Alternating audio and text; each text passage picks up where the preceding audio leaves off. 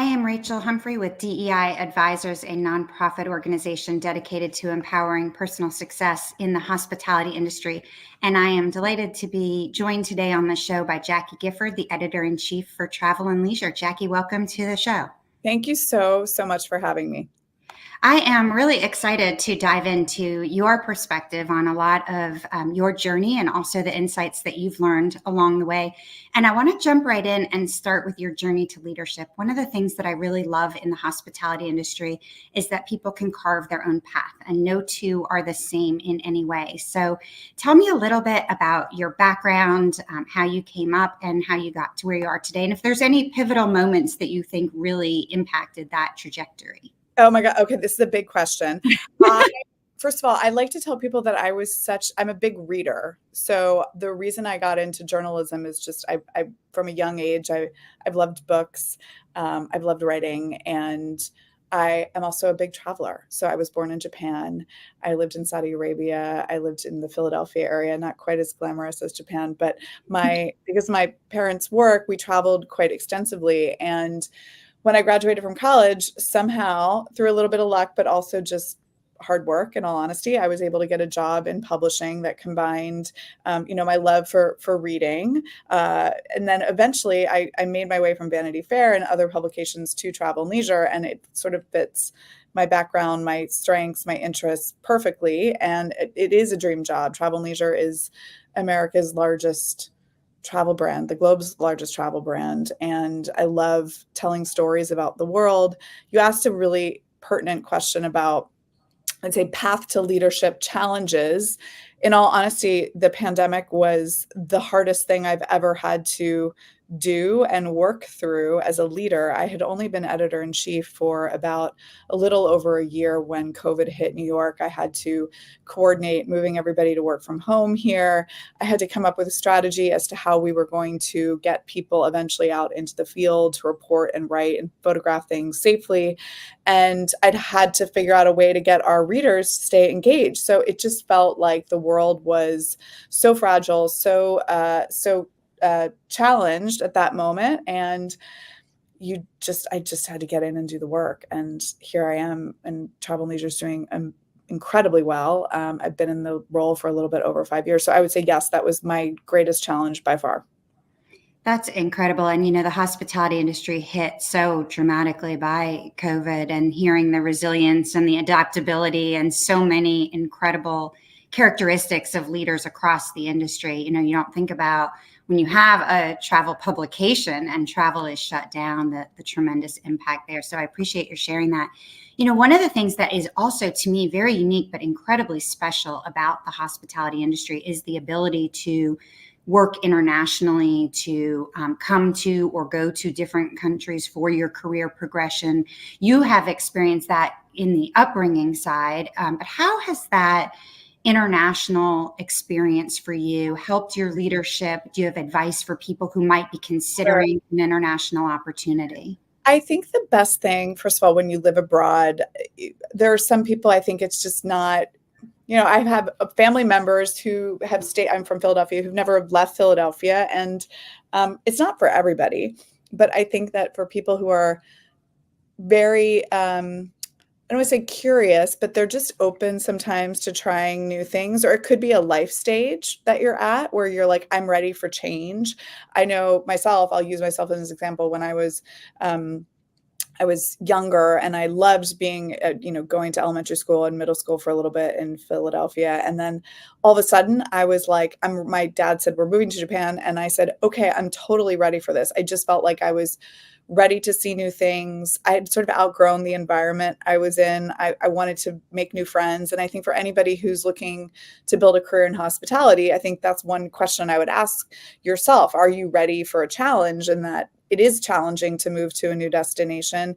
There's a comfort from being at home and the safety of your surroundings. You know what you're getting into. So are you ready for a challenge? I think the benefits far outweigh the negatives, in that you can learn a new language, you can interact with, people who look and sound different than you. And I think by that very nature, by that very experience, you somehow learn to become more empathetic and tolerant, and just your global perspective, that whole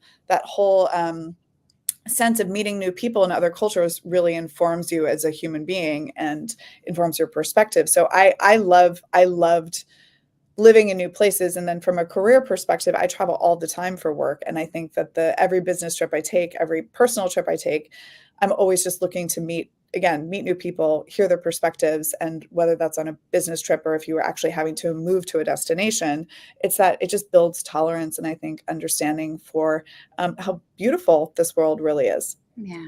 It's incredible too that even as a younger person, you were able to see it as an opportunity Yes. and not as an obstacle or a challenge or other things. There were probably lots of emotions, but that you jumped at an opportunity, and that probably also guides you in the other things. You talked about traveling a lot for your career, which makes perfect sense. There are a lot of us who in the hospitality industry are on the road more than we are at home. Do you have any insights or things that you do to help you? I know you have a family. We'll talk about that in a couple minutes, but do you have strategies that you implement to manage business travel for yourself? Yeah, I do. So I try to well, here's the little secret. If I can luckily fly business class on a plane, that helps to be able to sleep on the plane. If that's not possible, then I try to actually power through Mm. as much as I can that first day, even if I do manage to sleep a little bit on the plane. But here's an example. My husband and son and I went to Paris. This is a little bit ago, and we got to Paris and we were totally shot, but I really pushed us all to stay awake because ultimately I felt like taking a nap, we would have been out for like 4 hours. And so trying to power through and stay awake and go to bed at a decent hour is a good solution. I also think another strategy is trying to find a local restaurant or a local market that feels like, it's casual. And I try to, sometimes when you're in a new place, like the last thing you want to do is have a really formal meal. You want to get something that feels like you're in the local community. So I always try and seek out experiences like that. And to that end, also take public transportation, because getting to know it's like the easiest way to get to know the heart of a city, or at least, throw on a pair of sneakers and do a great walking tour. And I'd say from like a mental health perspective, I also love to pack personal items that mean something to me, a good book, something that, means something from home. So there's that like connective tissue. So it feels like I'm in a new place, but I'm still thinking about and have a connection to my environment back home. I also travel with a personal item from home because I think it gives me that feeling. It's like a security Yeah. blanket that I Yeah, have. exactly. I was gonna say, it's like a Hi. stuffed animal, but I Yeah. with this little silver dish that I bought that carries my jewelry and things like that. So it's more about like, how do you still, and I put it by my nightside table, just so bedside table, to feel like, oh, I might be by myself, I might be, with a colleague, but I still have this that connective thread to New York City. I like the idea too of public transportation and a local restaurant, maybe something a Yeah. little bit more casual to really take advantage of your new surroundings. You mentioned both sleep and mental health in sharing that. And one of the things as a um, diehard travel and leisure reader and fan, and you and I have talked about this, one of the things I have loved to see is such an emphasis on self-care and wellness in the magazine and in personal travel and business travel and these other things. So I'm going to turn the tables from what you advise readers to yourself. Do you consider yourself attentive to your self-care? Has that always been the case? Has that progressed over your career? I would say I don't do as good of a job at that as I should, but I mean, I think I have a good balance of trying to, I go to the gym, do classes that I enjoy just because it gives me a mental break. Again, reading, like I mentioned, I've loved reading since I was a child. So having a book for me is a real comfort and a break from reality. And I still prefer to read real hardcover books or, paperback books, but not on a Kindle or anything, a tablet. And I think where I struggle is oftentimes in those moments when I'm on a trip when I should be switching off my phone or trying to decompress. I probably don't do as good a job of that. And certainly at moments when I'm at the dinner table, I think that's one habit I'm trying to learn from, is putting down my phone and really being more absorbed in conversation. That really is a part of mental health and wellness, is that balancing the right amount of technology use and private time. Another thing that I enjoy from a wellness perspective is literally trying new stuff. So whether it's, I was in Mexico recently and I tried a temazcal, which I had tried years ago, but I tried one at Maroma Resort, which felt totally different from the experience I had had previously. I've tried cryotherapy before. I was in Rome last year and I tried this biohacking treatment at the Six Senses where they put, compression socks on your legs, and it really helped to stimulate circulation, get the blood flowing again. I love trying all of that stuff. Sometimes it impacts you, sometimes it doesn't, and it doesn't work. Different things work for different people, but I like just knowing what's out there and what's possible. Well, if you tackle the technology at dinner or the balance, then I'm going to have you back on a year from now. That's good. I don't know if that's, these are big things to tackle. I don't know if I'm going to get to them all, but we'll try. That's great. One of the things I always find interesting in talking to people who are print journalists at heart is many tell me I went into print journalism because it was behind the scenes. And then the career progresses and either there's more public speaking, or now with video blogging and all of these other aspects of journalism, they are front and center. And so I'm curious if you do a lot of public speaking. Are you comfortable with it? Have you taken training for it? Do you prepare in a similar way each time? I have taken training for it. Part of it, I think I did some of it when I was younger, and it just sort of came to me a little bit more naturally, maybe than some other people. I never got into journalism to necessarily be behind the scenes, though. That's an interesting point. You're right. I do think that's some people's strength, but I worked for a little bit of a time at OK Magazine, which is still around. When it launched here, it was, in the UK, it had just come over. This was like back in 2005. And I actually took the job because I wanted to be out in the field reporting and going to events and meeting celebrities and doing interviews. So that probably gave me a huge, the actual conversation piece, and being out and getting to know people probably got me more comfortable than maybe some other people might have felt like, and who were starting out their career in magazines. And then it just sort of evolved from there. When I started at Travel and Leisure, I started doing television, and it just went from there. And I think that's the one bit of advice I would give people, is that you do have to practice at it. I practice at home. I talk through my talking points. I think through, okay, what could be a curveball question that this person might ask me? And am I prepared to answer it? If I'm not prepared to answer it, what's a response that's appropriate? These sorts of things, I think, just take time and experience. And also, if you know the material, you should feel confident going out and talking about it. That's really it. I would never put anybody in a situation where they didn't actually feel comfortable knowing the material to go out on stage. I like the concept of practicing and preparation, but also sure. to comfortable with the topic that you're speaking on. So being selective in where you choose to speak and which opportunities you accept. For sure.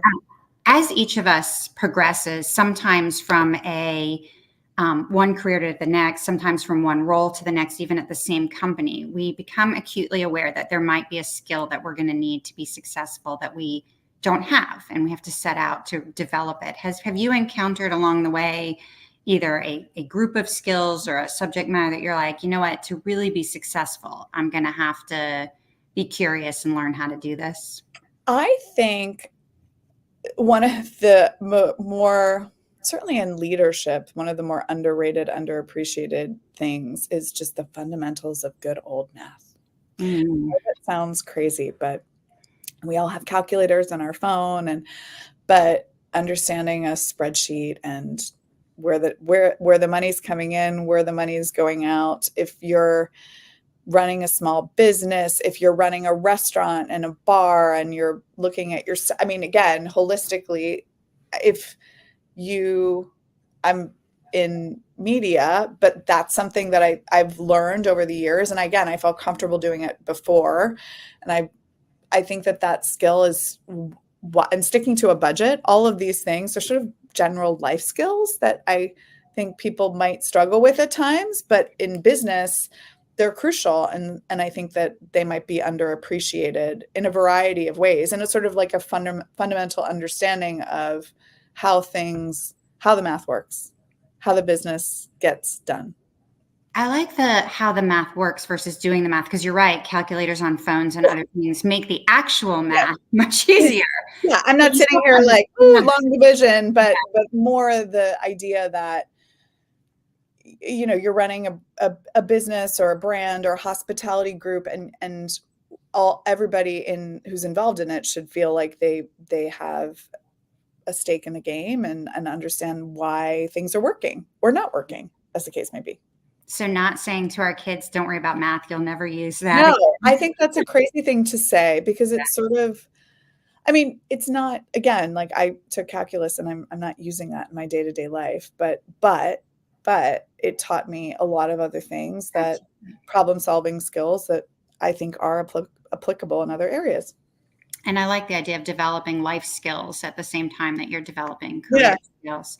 Yeah. You mentioned leadership, and I have a couple of different questions actually on this. And one is, you interview a lot of very successful female leaders in travel. I'm curious if you notice any common traits in their personalities, in their leadership, that you think might help contribute to their success. That's a great question. Common traits. Well, it's a hard one actually, because I think that there's a lot of things that women sort of get put into certain buckets, right? Like, you know, as leadership, just because of our gender. And I don't want to generalize too much, but I will say that anytime I've met a female leader who is a mother, has children at home, I'm one of them. So I think it just naturally comes up in conversation how you have to juggle and turn your brain off in different ways and turn it on, and sort of I think that skill of multitasking is critical. And I've heard many, again, I don't want to generalize, but many female leaders have shared with me that is something that they struggle with, but also having children and balancing that family life and that business life has helped them be better leaders. I would argue that that's helped me be a better leader. I have to prioritize when I'm going to give my time, who I'm going to give my time to, and when it's going to happen, and be pretty decisive about it. In your own leadership, as far as its evolution goes, are there things that you think you've gotten better at over time? Are there lessons you've learned maybe in the last year that you think really impact? I know you talked about COVID, which has been an incredible lesson for all of us in a lot of leadership styles. Yeah, I think there are times now, just with the way of the world, where you have to sort of be open to change and new things, and let some things go and decide, okay, I'm more, I need to make sure that there's somebody waiting in the wings who can take on this responsibility in my absence, if I'm on a business trip or if I'm on vacation or things like that, like getting good at trusting people to do the right thing. That's a skill that I think everybody struggles with this, because like as a leader, you want to feel like you have your eyes on everything, but you honestly can't all the time. And another skill I think that's important is just mentorship and personal connection, and taking time to really sit with people, no matter the age and position, and just like give them a platform to talk to you. And that's also something I struggle with, because everybody's time is precious to them, but it is a valuable thing. You feel the impact on the organization when you invest in the time. I love that. And that actually segues perfectly into male or female. Really, some people struggle with advocating for themselves. They're great advocates for others, but don't necessarily turn that on themselves. If you have someone on your team or someone in your support system who comes to you and is interested in whether it's a promotion, a raise, a new opportunity, What types of guidance do you offer for how to best position themselves for success?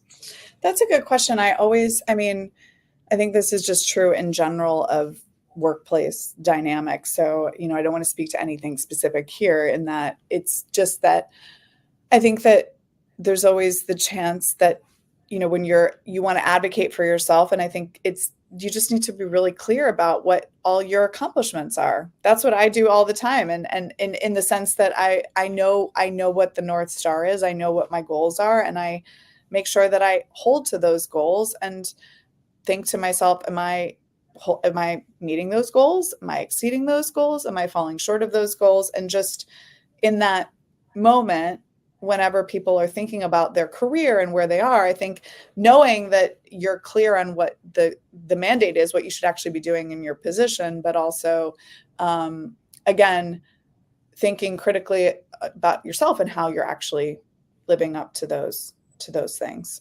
And that's something I think about for myself all the time. Do you find that some have trouble, I'll say, celebrating their own successes or touting themselves, or when you talk about advocating for yourself, there's a difference between, let's call it, bragging or being obnoxious or something else, but really making sure both that people know what you're doing and doing well, and visibility and personal brand and all of these other things, of that type of balance? Again, I don't want to speak to anybody specific. I'm not speaking to anybody specifically here. What I can say confidently is that is true of the larger workforce globally, that just there are some people who don't feel as comfortable speaking up for themselves. And that is a common challenge that a lot of people have to work on. And part of it, I think, is also working closely with your manager, your team, to understand what the actual specific goals are, so if you're doing the right thing or not, and then raising your hand and taking credit for the work that you've done, and communication, which I think is something really key coming out of COVID. I think we all still are struggling with, how do you balance the virtual world versus the in-person world, and it's in a variety of fields. How do you do that and do it thoughtfully, and then make sure that you're getting recognized for all that you're doing? That's great. We hear a lot nowadays about different terms for it: head trash, imposter syndrome, people that find their own self-doubt to sometimes be their biggest challenge or their biggest obstacle. I'm curious if you experience any of that, if you have strategies for overcoming it in a moment where maybe you're questioning your own competencies or leadership. Yeah, everybody struggles with self-doubt. I think over time you get to know and understand that you don't have to rush to make a decision too. Sometimes it's like, I like to take a step back, give it a few days and think over something. And then if I really still feel like, okay, this needs to be addressed, or I think that I definitely am in the right here, or actually, you know what, maybe I can let that go. I think sometimes waiting and assessing and not rushing to judgment is probably a way to overcome feelings of self-doubt, like really taking the time to assess a situation. And just in general, I mean, the other bit of advice I would give people is, like, you're in a position, imposter syndrome is fairly common. You're in a position, but you got there for a reason, and it's okay to have those feelings. But at the same time, people can feed off of that and feel your energy. So it's okay to know what you don't know, or not. You can admit to also not having an answer. That's why I was saying, like, it's okay to be like, you know what, I don't have an answer for you today. Let me think on it, or let me get some more information and get back to you. And that's completely fine. You don't have to have the answer to everything. I like what you started off saying too, about everybody does, because I think that's what some individuals, some rising leaders forget, is that regardless of where you are in your career path, people still experience self-doubt, imposter syndrome. It's not something that one day you're like, No. And far from it. I think it happens quite often to many people. Well, you mentioned earlier you're traveling with your husband and your son, and I've read in the magazine that sometimes you get to take him on trips or write about trips that he's been on with you.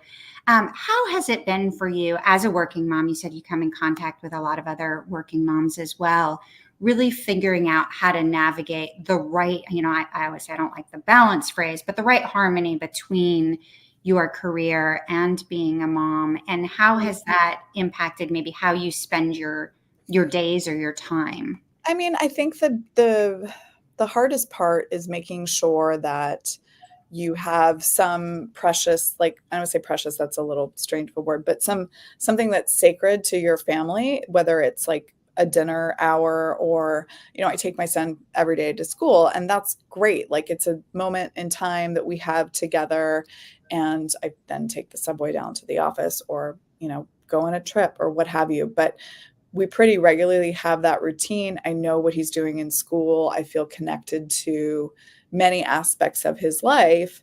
There are some things that I have missed over time, though, and everybody has that pang or that guilt. But at the same time, the benefits are I get to do these wonderful things and take him on these wonderful trips. So I think when I look at his life and what he gets to do, I'm very clear that to him that, like, mom gets to do all these things for work, and then the benefit for you is you get to see the world too. And I think that's the best part about kids. They're pretty resilient, and I think when you explain why you're gone to them, they might be upset, but they also understand that this is the way of the world. And there's so many families with two working parents. It's I think everybody feels like they're missing something or dropping some ball. This is the common struggle, but I feel like I have to believe that I'm doing a good job and try not to overanalyze it too much. I love hearing about the special traditions or the special moments, because I hear that more and more from people. They're all different. Everybody's kind of non-negotiable time together is different. I really love hearing what people are doing with that.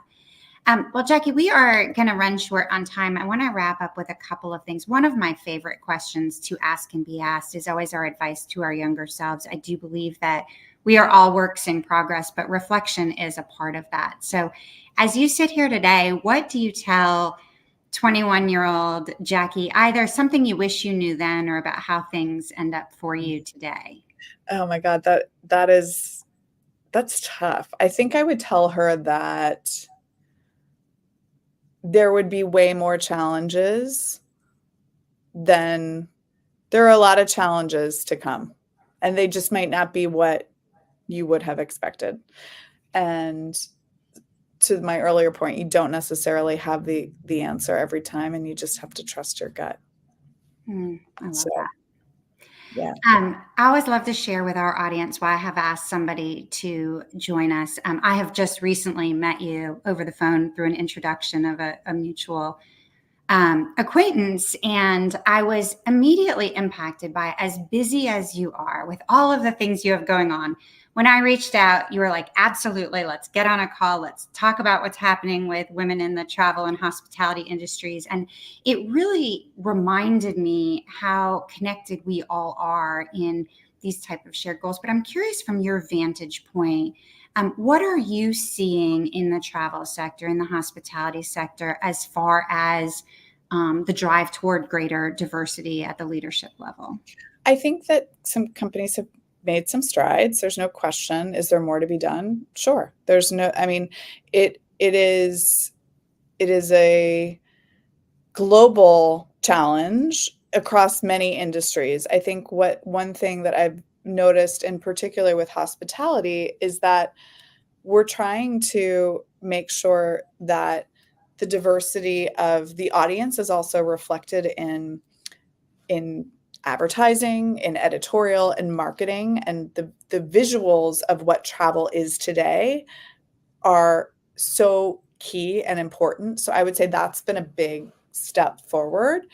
And people who have been historically underrepresented, if they don't see themselves in traditional media spaces, then that's not great. So how do we fix that? I think we as a brand have done a great job of that. Nothing's perfect, but that I know we've paid deep attention to, both in terms of commissioning writers and photographers and illustrators to really show, the diversity of the country and serve our audience in a better way.